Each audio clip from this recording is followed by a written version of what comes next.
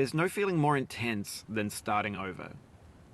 If you deleted your homework the day before it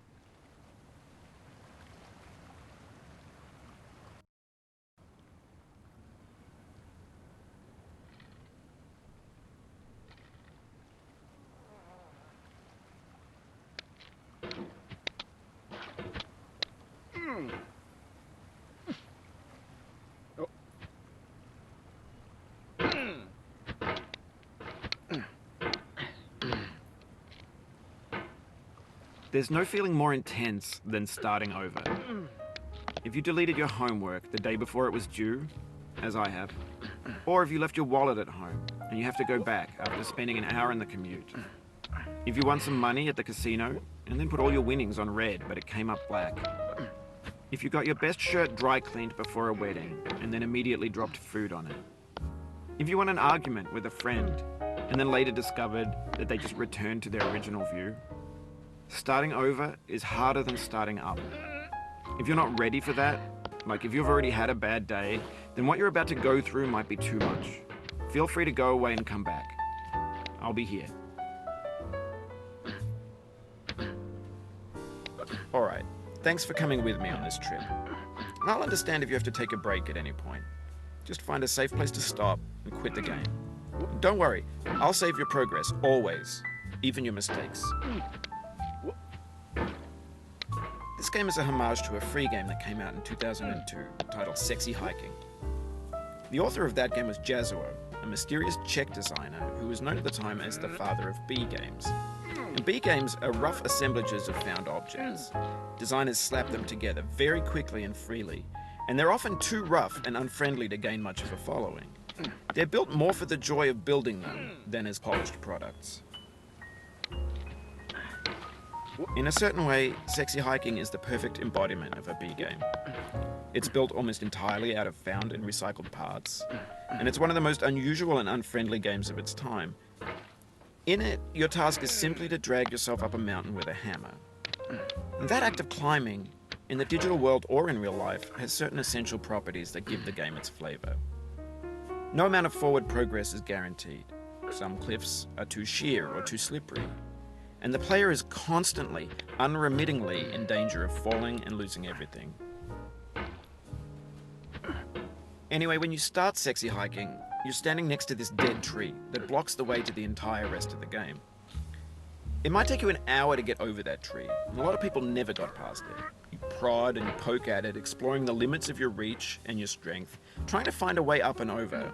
And there's a sense of truth in that lack of compromise. Most obstacles in video game worlds are fake. You can be completely confident in your ability to get through them once you have the correct method or the correct equipment or just by spending enough time. In that sense, every pixelated obstacle in Sexy Hiking is real. The obstacles in Sexy Hiking are unyielding, and that makes the game uniquely frustrating. But I'm not sure Jazzuo intended to make a frustrating game. The frustration is just essential to the act of climbing, and it's authentic to the process of building a game about climbing. A funny thing happened to me as I was building this mountain.